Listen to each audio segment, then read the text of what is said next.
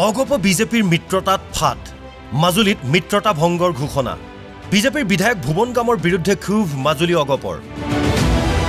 সমষ্টিয়ে ক্ষোভ অসন্তুষ্টি বৃদ্ধি হৈছে অগপৰ নেতা কৰ্মীৰ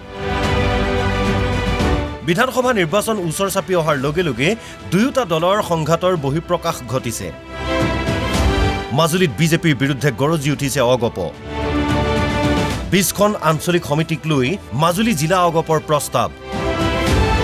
26 বিধানসভা নিৰ্বাচনত বিজেপিৰ সৈতে মিত্ৰতা নহয় মাজুলীত অগপই প্ৰতিদ্বন্দ্বিতা কৰিব অগপৰ প্ৰাৰ্থী হ'ব ব্ৰজেন গাম ইয়াৰ মূল কাৰণ হৈছে বিধায়ক ভুৱন গামে অৱহেলা কৰে অগপৰ নেতা কৰ্মী মিত্ৰদল হিচাপে প্ৰাপ্য সন্মান নাপায় জিলা আৰু আঞ্চলিক সমিতিৰ বৈঠকৰ সিদ্ধান্ত সদৰি কৰে জিলা নেতৃত্বই আগন্তুক 26ৰ নিৰ্বাচন আমি অসম গণ পৰিষদে নিজৰ প্ৰতীকত খেলিম বুলি আজি সভাই আমাৰ সিদ্ধান্ত গ্ৰহণ কৰিছে লগতে সভাত আৰু এটা সিদ্ধান্ত গ্ৰহণ কৰে যে আগন্তুক 26ৰ নিৰ্বাচনত আমাৰ প্ৰাৰ্থী হ'ব মাননীয় ব্ৰজেন গাম ডাঙৰীয়া আমাৰ সভাপতি নিৰ্বাচনত আমি বিজেপিৰ প্ৰাৰ্থীকেই আমি জয়যুক্ত কৰিছিলোঁ কিন্তু এটা দুখৰ বিষয়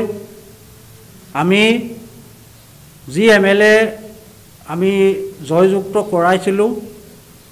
তেখেতে আজিলৈকে আমাৰ অসম গণ পৰিষদক বুকুত সোমাই ল'বলৈ তেখেতে বিচৰা নাই তেখেতে আমাক সদায় মাহিৰাই চকুৱে চাইছে মাজুলী জিলা অগপৰ এই সিদ্ধান্তই তীব্ৰ প্ৰতিক্ৰিয়াৰ সৃষ্টি কৰিছে অস্বস্তিত পৰিছে অগপৰ ৰাজ্যিক নেতৃত্বও মাজুলী অগপৰ সিদ্ধান্তক লৈ প্ৰতিক্ৰিয়া প্ৰকাশ কৰিছে দলটোৰ সভাপতি মন্ত্ৰী অতুল বৰাই আলোচনাৰ মাধ্যমেৰে অসন্তুষ্টি দূৰ হ'ব কৈছে যে আমি মিত্ৰ দল হিচাপে যিখিনি সাপোৰ্ট পাব লাগে সেইখিনি আমি নাপাওঁ তেওঁলোকৰ মনত কিছু ক্ষোভ আছে মই ভাবোঁ যে এইখিনি আলাপ আলোচনা কৰিলে সেইখিনি নিৰাময় নিশ্চয় কৰিব পৰা যাব মাননীয় মুখ্যমন্ত্ৰীক মই আগতে কোনো নিৰ্দিষ্ট কৰি নহয় ক'ৰবাত কোৱা তেনেধৰণৰ কথা সম্পৰ্কত অৱগত কৰিছিলোঁ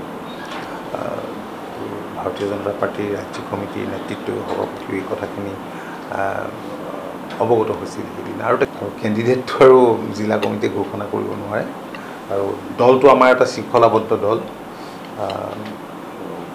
তেওঁলোকে উষ্মা প্ৰকাশ কৰিছে দুজন স্বাভাৱিকতে হয়তো পুঞ্জীভূত বহুত ক্ষোভ আছে সেইটো কাৰণে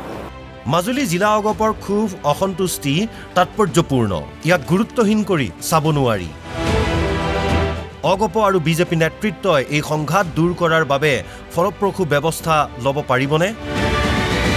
মাজুলীৰ পৰা ৰজনীকান্ত বৰদলৈ আৰু গুৱাহাটীৰ পৰা বিচিত্ৰ ৰাজবংশীৰ ৰিপৰ্ট NB নিউজ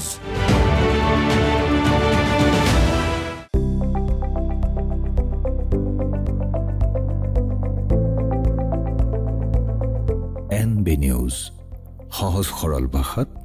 নৱভাৰতৰ কথা